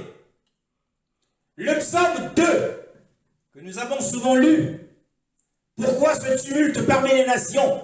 Pourquoi les rois de la terre se sont-ils rébellés contre mon roi? Elohim appelle les rois de la terre, les présidents des nations. Il les appelle à se prosterner. Il a dit, adorez le Fils, de peur qu'il ne s'irrite. Le psaume 2. C'est un appel d'Elohim au chef d'État à venir se prosterner et à reconnaître le Fils. Mais, dans la prédiction, on voit bien que ces rois sont déterminés à se rébeller. Ils ne veulent pas se soumettre au Fils d'Élohim. Le psaume 2, que nous avons souvent lu. Mais le Seigneur promet qu'il l'élèvera. Aujourd'hui, je t'ai engendré. Et il lui dit, demande-moi, je te donnerai les nations pour héritage et les extrémités de la terre pour possession. Le psaume 110, nous connaissons aussi ce psaume. Assieds-toi à ma droite. Mon Seigneur a dit à mon Seigneur, assieds-toi à ma droite, jusqu'à ce que tes ennemis deviennent ton marchepied. Parce que ce psaume également parle du jour à venir. C'est le jour de la colère, où le Seigneur, à la droite de son oint, frappera les rois. Ils n'ont pas écouté l'appel à la repentance. Les chefs d'État n'ont pas écouté l'appel à adorer le Fils d'Élohim. Ils veulent être des francs-maçons. Hein? Macron n'a pas écouté l'appel de Yeshua. Même s'il visite le pape François. Alors, la Bible dit qu'il revenait, lorsqu'il revenait de la défaite des rois. Oh, nous sommes là au point culminant de la vie d'Abraham. C'est le point culminant de sa vie. C'était un retour victorieux. Il était de retour après avoir vaincu des rois. Des rois qui étaient conquérants. Pour résumer l'histoire, des rois se sont coalisés, plusieurs rois des nations se sont coalisés pour aller faire la guerre à Sodome et Gomorrhe. Or, dans Sodome, il vivait le neveu d'Abraham. Abraham, il y a eu un fugitif. Ils ont massacré tout le monde, enfin, plusieurs personnes, ils ont fait des captifs. Ils ont fait prisonnier Lot, neveu d'Abraham. Alors un fugitif est arrivé et a annoncé à Abraham que son neveu avait été capturé. Alors Abraham a armé 318 de ses serviteurs et il alla faire la guerre à ses rois coalisés. Qu'est-ce que cela signifie? Puisque nous sommes dans un événement typique du royaume millénaire. Le rassemblement, la Bible parle ici de la défaite des rois ou du massacre des rois. Cette assemblée des rois et leur renversement est une révélation. Cela indique, eh bien, le jour à venir qui est décrit dans Apocalypse 19. Nous allons lire le verset 11. Les rois qui se sont coalisés au temps d'Abraham et qu'Abraham a combattu et vaincu, eh bien, c'est une description de ce jour à venir dont Abraham s'était déjà réjoui par la foi. Apocalypse 19, qu'est-il écrit? Chapitre 19, le verset 11. Nous lirons le verset 11 pour commencer. Ensuite, je vis le ciel ouvert, et voici qu'un cheval blanc apparut. Celui qui le montait s'appelait Fidèle et Véritable. Il juge et combat avec justice. Le verset 17 maintenant. Je vis un autre ange debout dans le soleil. Il cria d'une voix forte à tous les oiseaux qui volaient haut dans le ciel. Venez, rassemblez-vous pour le grand festin de Dieu. Afin de manger la chair des rois, la chair des chefs militaires, la chair des guerriers, la chair des chevaux et de ceux qui les montent, la chair de tous les hommes, libres et esclaves, petits et grands. Alors, cette assemblée des rois du temps d'Abraham s'était coalisée et rassemblée pour combattre Abraham, qui venait aussi à leur rencontre, parce qu'ils avaient capturé son neveu et sa famille. Donc ça indique le jour à venir, décrit dans le passage que nous avons lu, où le Mashiach lui-même trouvera les 10 rois de l'Antéchrist et les combattra. Ils se rassembleront contre lui, mais il les vaincra. Dans la bataille qui s'en suivra, ils seront complètement détruits. Et dans Apocalypse chapitre 20, chapitre 20, le verset 4, nous voyons qu'après la destruction de ces rois, vas-y. Ensuite, je vis des trônes, et ceux qui s'y assirent reçurent le pouvoir de juger. Je vis aussi l'âme de ceux qui avaient été décapités à cause du témoignage de Jésus et à cause de la parole de Dieu. Tous ceux qui n'avaient pas adoré la bête ni son image, et qui n'avaient pas reçu sa marque sur le front ni sur la main. Ils revinrent à la vie et régnèrent avec Christ pendant 1000 ans. Vous avez vu, hein, quand on parle des hommes, on parle des âmes. Les âmes de ceux qui avaient été décapités à la hache. Dans l'ouverture, le brisement du 5e sceau, tout à l'heure nous avons lu le 4e sceau en parlant de l'ange de la mort. Dans l'ouverture du 5e sceau, toujours dans Apocalypse chapitre 6, nous voyons qu'il y avait des âmes sous l'autel. Dans l'Ancienne Alliance, pour différencier l'autel d'or des parfums et l'autel des sacrifices, la Bible, dans l'Ancienne Alliance, pour les bons lecteurs de l'Ancienne Alliance, vous verrez que la Bible, pour décrire, quand la Bible parle de l'autel, en réalité, elle parle de l'autel des sacrifices. Et quand elle parle de l'autel des parfums, on parle généralement de l'autel d'or.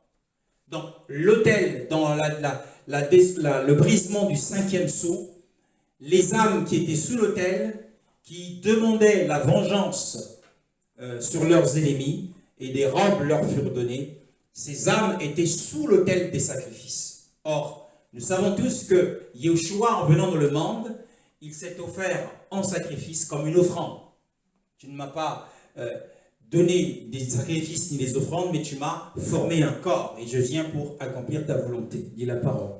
Donc, Yeshua s'est offert, et c'est à la croix. La croix, c'est l'autel du sacrifice suprême. Donc, les âmes des hommes, quand on parle des hommes, on parle des âmes.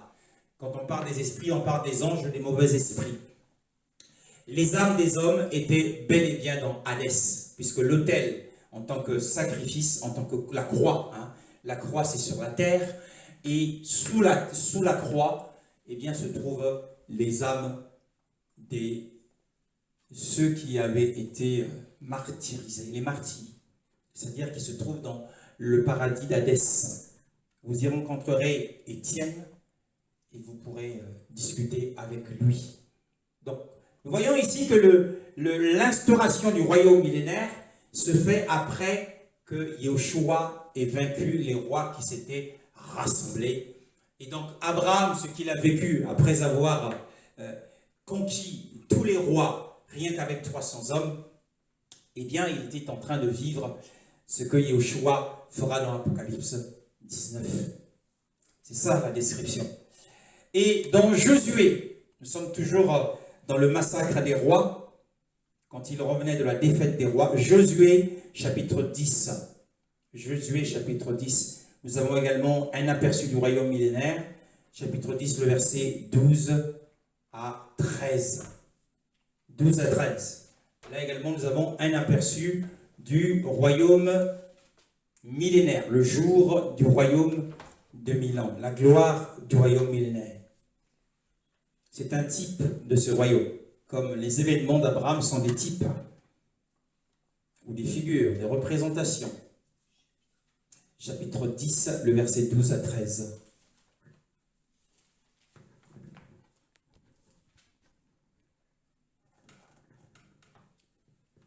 Alors Josué parla à l'Éternel le jour où l'Éternel livra les Amoréens aux Israélites. Et il dit devant Israël, « Soleil, arrête-toi sur Gabaon, et toi, lune, sur la vallée d'Ajalon. » Verset 13. Le soleil s'arrêta et la lune suspendit sa course jusqu'à ce que la nation se soit vengée de ses ennemis.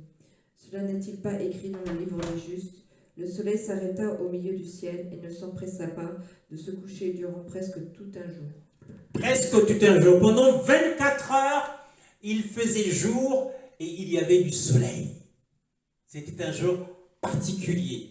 Et pareil, le jour à venir, ça sera un été millénaire.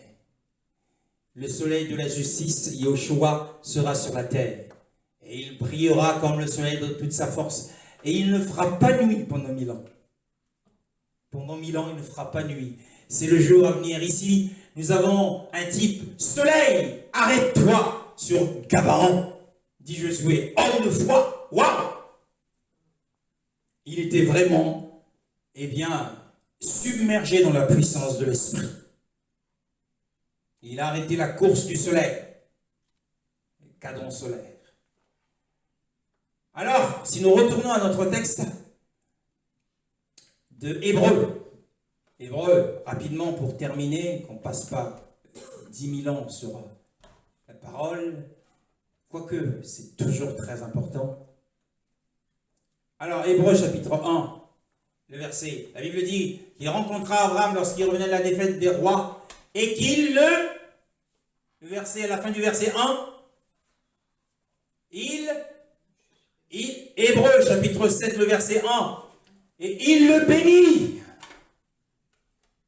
Abraham a été béni. Alors le prêtre d'Élohim a proclamé que la victoire qu'il avait reçue, cette victoire lui avait été donnée par Yahweh lui-même. Il le bénit.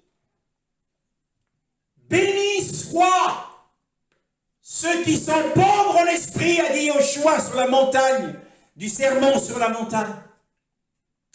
Bénis soient les pauvres en esprit, car le royaume des cieux est à eux. Bénis soient les doux, car ils hériteront la terre. Bénis soient les artisans de paix, car ils seront appelés fils d'Élohim.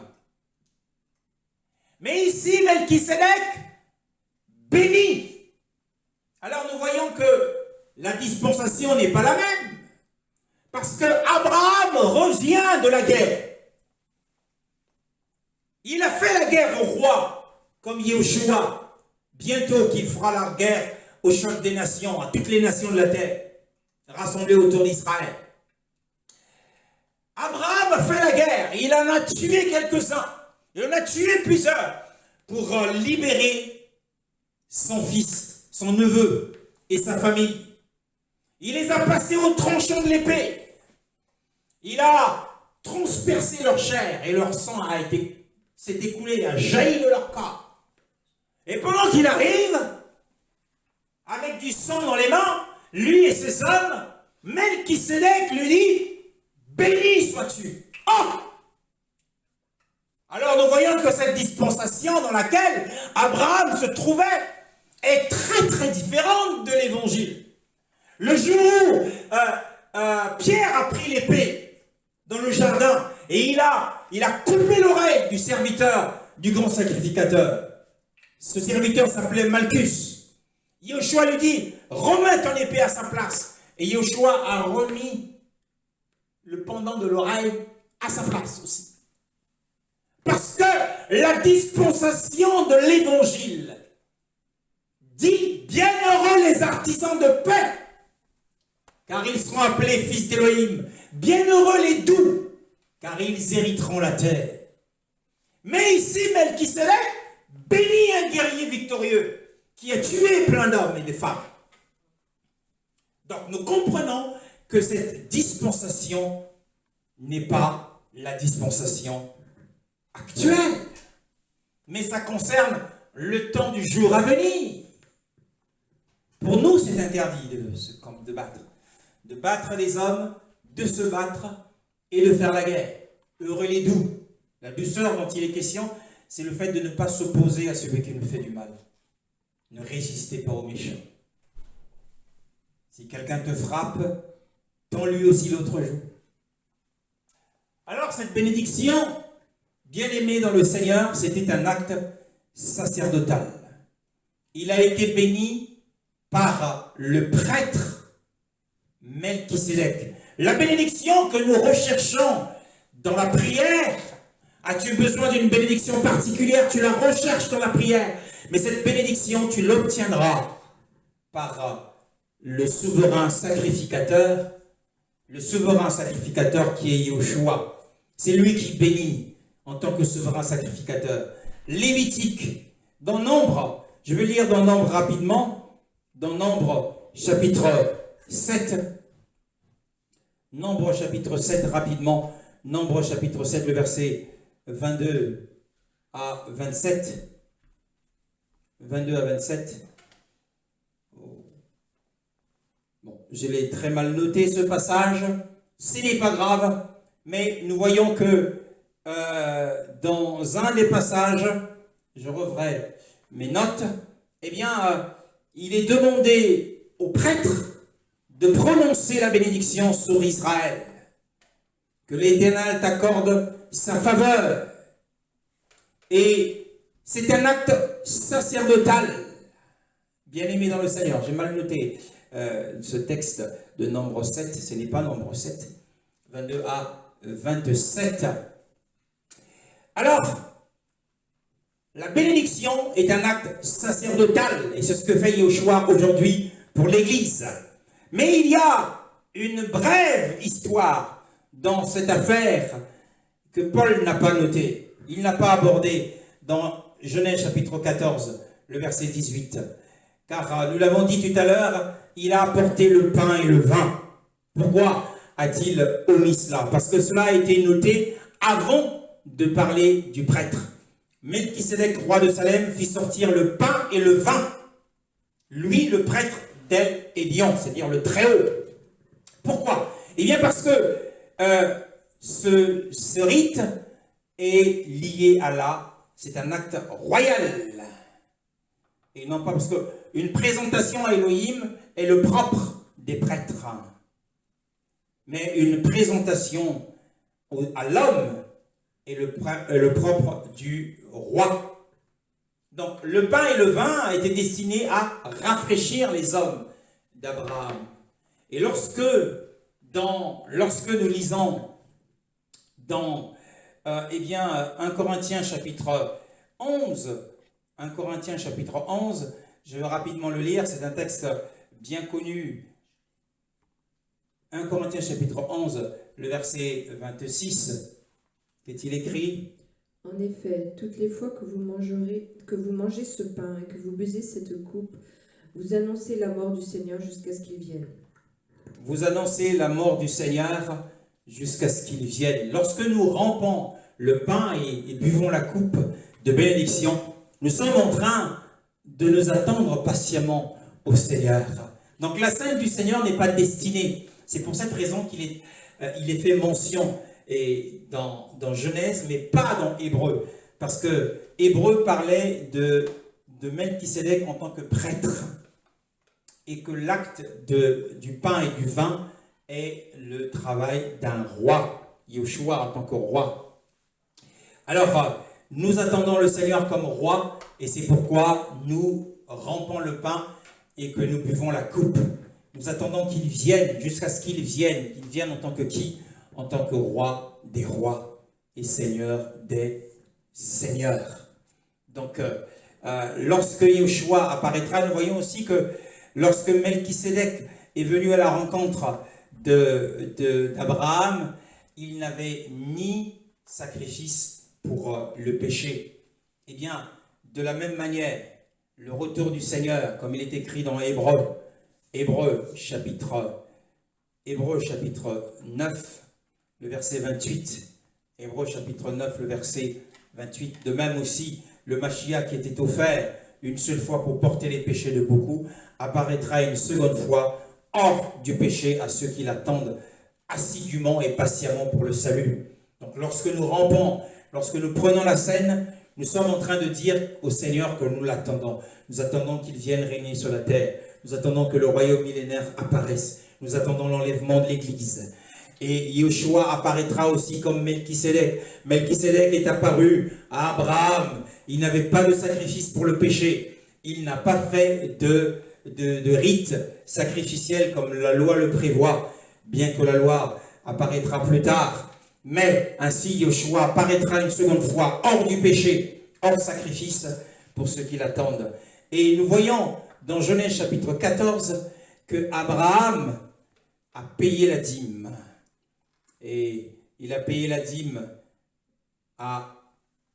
il a donné la dîme de tout, hein, de ce qu'il avait, du butin qu'il avait rapporté de la guerre. Il a payé la dîme. La dîme, il l'a payée au prêtre. C'est une reconnaissance de la supériorité de Melchisédek. Il lui a il était en tant que roi de Salem. Mais Melchisédek était roi de Salem et prêtre, mais il le lui a donné en tant que prêtre d'Élohim. Il lui a donné la dîme de tout, bien-aimé. Et beaucoup se reposent sur ce texte pour justifier la doctrine de la dîme. Sachez que la doctrine de la dîme fait partie de l'alliance de la loi. Lorsque vous mentionnez le texte de Malachie, vous faites mention d'un texte qui fait partie de l'ancienne alliance. Et ici, Abraham, nous l'avons dit, a été placé dans un événement typique qui concerne le royaume de Milan, où le Fils, nous rendrons hommage au Fils. Nous lui donnerons tout ce dont nous avons. Tous les hommes, et notamment les co-rois, ceux qui régneront, rendront hommage. Et ne justifiez pas un texte biblique pour votre doctrine particulière. Aujourd'hui, ce n'est plus une question de dîme, c'est une question de tout. Tout est au Seigneur. Vous êtes au Mashiach. Donc, tout l'argent que tu as appartient au Seigneur. Il va te dire, un matin, prends 1600 €, donne cela à tel frère. 1 million de francs CFA. Voilà, c'est ça. S'il te dit, prends 500 000 ou 750 €, donne-le aux pauvres, ou à tel frère, tu le donneras. Donc ce n'est plus une question de dîme, mais c'est une question de tout.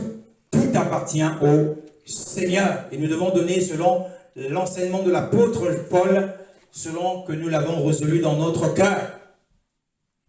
Il est aussi, la Bible dit, il est roi de justice. Melchisédek était roi de justice. Qu'est-ce que cela signifie? Être roi de justice signifie tout simplement qu'il possède le pouvoir de justice. Nous avons vu que Yeshua a refusé d'exercer le pouvoir civil. Mais l'heure vient, au jour à venir, il exercera le pouvoir de justice pour retrancher ses ennemis. Et après la destruction de ses ennemis, parce qu'ils auront disparu de la terre, il y aura la paix. Alors il sera le roi de Salem, la ville du grand roi, comme le centre du monde. Jérusalem sera le centre du monde. Donc, nous voyons que cet événement typique d'Abraham et qu'il a vécu, c'est le règne personnel de Yeshua qui est prédit à travers cet événement que Abraham a vu. Il a contemplé le jour à travers cette rencontre avec Melchisédek. Donc tout ceci a été écrit pour nous, afin que, en tant que fils d'Abraham, l'homme de foi, que nous puissions voir également ce jour à venir, que nous puissions le chercher à travers les enseignements, à travers notre pratique de la parole. Nous devons gagner le royaume. Le royaume appartient aux violents. Et nous devons nous réjouir comme Abraham. Au verset 58 de Jean, nous retournons dans l'évangile de Jean.